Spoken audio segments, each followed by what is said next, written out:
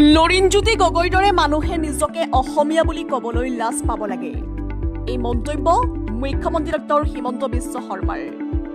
আজি গুৰেশ্বৰত বিজেপিৰ বিজয় সংকল্প সভাত উপস্থিত মুখ্যমন্ত্ৰী ডক্টৰ হিমন্ত বিশ্ব শৰ্মা। অখিল গগৈ আৰু লৰিণজ্যোতি গগৈৰ বিৰুদ্ধে সংবাদ মাধ্যমৰ আগত সৰব হৈ পৰে মুখ্যমন্ত্ৰী ডক্টৰ হিমন্ত বিশ্ব শৰ্মা। ভাষণত মুখ্যমন্ত্ৰীয়ে উল্লেখ কৰে যে ভিটিআৰৰ 26টা জনগোষ্ঠীয়ে সম অধিকাৰ পাব লাগিব। ভিটিআৰত কোনো দ্বিতীয় শ্ৰেণীৰ নাগৰিক নাথাকিব। লগতে ভিটিআৰ ভিচিডিচি সমূহত চলা অনিয়মসমূহ বিজেপি চৰকাৰ আহিলে বন্ধ কৰিব লাগিব বুলি মন্তব্য ৰাখে মুখ্যমন্ত্ৰী শৰ্মাই। তেওঁ কয় যে ভিটিআৰ ঠিক কৰিব লাগিলে প্ৰথমতে ভিচিডিচি ঠিক কৰিব লাগিব। লগতে তেওঁ কয় যে পূৰ্বে ভিটিআৰত কোনো মুখ্যমন্ত্ৰী ইমান অহা নাছিল। বিগত 5 বছৰত 212তকৈ অধিক ভিটিআৰত আৰু 50বাৰতকৈ অধিক তামুলপুৰ জিলাত মুখ্যমন্ত্ৰী আহিছে।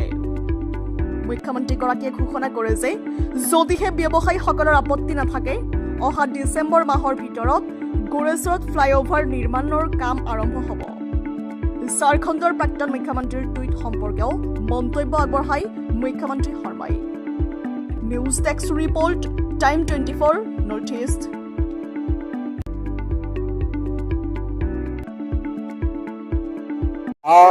ঝাৰখণ্ডৰ যেতিয়া ইলেকশ্যন হৈ আছিলে তেতিয়া দুগৰাকী মহিলাক মোৰ অফিচলৈকে পঠিওৱা হৈছিলে আৰু মোৰ লগত তেওঁলোকে অলপ বেলেগ ধৰণে কথা পতাৰ চেষ্টা কৰিছিলে। তেতিয়া মই অলপমান সন্দেহ হৈ তেওঁলোকক যি ধৰণে বিদায় দিব লাগে মই বিদায় দিছিলোঁ। এতিয়া ৰাতিপুৱা ঝাৰখণ্ডৰ মুখ্যমন্ত্ৰী প্ৰাক্তন মুখ্যমন্ত্ৰী বাবুলাল মাৰাণ্ডী এটা টুইট কৰিছে যে মোক কৰবাত ফচাবৰ কাৰণে এটা ষড়যন্ত্ৰ কৰা হৈছিল বুলি। বিষয়টো মই ডিটেইলছ নাজানো কাৰণ মই ইতিমধ্যে মিটিঙত ওলাই আহিলোঁ। মই মাত্ৰ টুইটটো পঢ়িছোঁ। ৰাতি মই বাবুলাল মাৰাণ্ডীৰ লগত কথা পাতিম, তেতিয়া মই গোটেই কথাখিনি গম পাম। মই নাভাবোঁ কাৰো লগততো মোৰ ব্যক্তিগত শত্ৰুতা নাই। হ'লে যদি পলিটিকেল হ'ব বেলেগ কথা একো নাই। লৰিণজ্যোতি গগৈয়ে এখন এফিডেভিট দি কওক যে উৰিয়াম ঘাটত উচ্ছেদ কৰি মাটি মই আদানীক দিম বুলি কৈছোঁ। তাততো আজিৰ পৰা বৃক্ষৰোপণ আৰম্ভ হৈছে। গৰুখুটিৰ মাটি কি উচ্ছেদ কৰি আমি আদানী আম্বানীক দিছোঁ নেকি? লৰিণজ্যোতি গগৈৰ দৰে ব্যক্তিসকলে লাজ পাব লাগে যে তেওঁলোকে নিজক অসমীয়া বুলি কয়। আজি কোনেও অসম আন্দোলনৰ পিছত এজনো সন্দেহযুক্ত লোকৰ এটা ঘৰো ভাঙিব পৰা নাছিল। মই 1,29,000 বিঘা মাটি সন্দেহযুক্ত লোকৰ পৰা মুক্ত কৰি বনাঞ্চল বা ভিজিআৰ পিজিআৰক আমি উভতাই দিছোঁ। ধন্যবাদ দিব নোৱাৰে, নালাগে, সমালোচনা নকৰিব, কাৰণ অসমীয়া জাতি যদি আমাৰ ভাৰতীয় জাতি সত্তা ইয়াত জীয়াই থাকিব লাগে, এইটোৱে আমাৰ শেষ সুযোগ। আপুনি কংগ্ৰেছৰ ওচৰত আত্মসমৰ্পণ কৰিছে, কৰক, মোৰ আপত্তি নাই।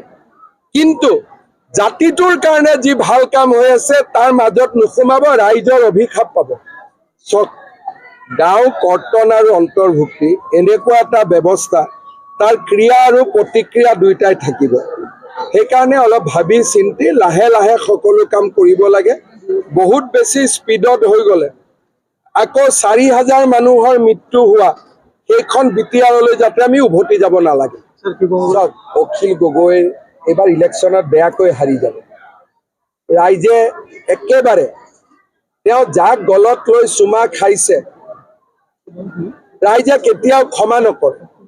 যি মানুহে আমাৰ জাতি সত্তাটোক ধ্বংস কৰাৰ কাৰণে ষড়যন্ত্ৰ কৰি আছে তেওঁলোকক বৰঘৰলৈ লৈ অহাৰ বাবে এই পাৰ্টিবিলাকে প্ৰচেষ্টা কৰি আছে। তেওঁলোকে যি কৰে কৰক, মই অকলে মোৰ কামত অবিচল অটল। এতিয়াও এভিকশ্যন হ'ব, ইলেকশ্যনৰ পিছত বিজেপি চৰকাৰ হ'ব, এভিকশ্যন চলিব। চান্স পালে বাংলাদেশীক ধাক্কা মাৰি ইয়াৰ পৰা বিদায় দিম। মই নাভাবোঁ। UPPL হওক BPF হওক সকলোৰে মোৰ লগত ভাল সম্পৰ্ক। মোৰ মিটিঙতো আপোনালোকে দেখিছে মই কাকো সমালোচনা কৰা নাই। কোনোবাই যদি ৰাজনীতিত অলপ ভোট পাম বুলি আমাক গালিও পাৰে, মই কোনো প্ৰতিক্ৰিয়া নকৰোঁ, কাৰণ ইলেকশ্যন পাৰ হৈ যাব, আমি আকৌ একেলগে থাকিব লাগিব। সেইকাৰণে মই কোনো আলোচনা সমালোচনা বিটিআৰত কৰিব খোজা নাই। বিটিআৰত ব্যৱস্থাৰ পৰিৱৰ্তন হ'ব লাগে, VCDCটো ইলেক্টেড হ'ব লাগে। বিটিআৰত সকলো জাতি জনগোষ্ঠীয়ে বিটিআৰখনক আঁকোৱালি ল'ব লাগে। আমাৰ ইলেকশ্যন পজিটিভ, কাকো আমি গালি গালাজ নকৰোঁ, কাকো সমালোচনা নকৰোঁ, কাৰণ মই এটা কথা জানো, ইলেকশ্যন হোৱাৰ পিছতো আমি একেলগে থাকিব লাগিব। সেইকাৰণে মোক যদি কোনোবাই গালি পাৰে মই একদম বেয়া নাপাওঁ, কিন্তু মই কাকো মই সমালোচনা নকৰোঁ। আৰু কেইটামান সমষ্টি যাব বাকী আছে, এটা এটাকৈ সমষ্টিত গৈছোঁ, মানুহক সুধি আছোঁ। য'ত মানুহে কৈছে বিজেপি ইয়াত নালাগে আমি নিদিওঁ, য'ত মানুহে কৈছে বিজেপি লাগে তাতে আমি দিম। এতিয়া মোৰ আৰু 20টামান সমষ্টি 19টামান সমষ্টি যাব আছে। 20 আগষ্টৰ ভিতৰত মোৰ যোৱা হৈ যাব। 21-22 তাৰিখে আমি সিদ্ধান্ত ল'ম। দুই এজন ব্যৱসায়ীয়ে কৈছে যে অভাৰব্ৰিজখনে হ'লে আমাৰ ব্যৱসায়টো বেয়া হৈ যাব বুলি। কাৰো মনত মই দুখ দিব নোখোজোঁ, ৰাইজে যিহেতু সেতুখন বিচাৰিছে, গতিকে আপোনালোকে অলপ কথা পাতি ল'ব। মই তেওঁলোককো এবাৰ সুধি ল'ম। কাজিয়া পেচাল কৰি উন্নয়নৰ কাম কাজিয়া পেচাল কৰিলে ভাল নালাগে। নিখিল বড়ো ছাত্ৰ সন্থাৰ লগত ময়ো একমত যে যিমান সোনকালে পাৰি 125তম সংশোধন হ'ব লাগে, তেতিয়া বিটিআৰত 60টা চিট হ'ব। প্ৰত্যেক জাতি জনগোষ্ঠীয়ে অন্ততঃ এজন MCLA কৰিব পাৰিব।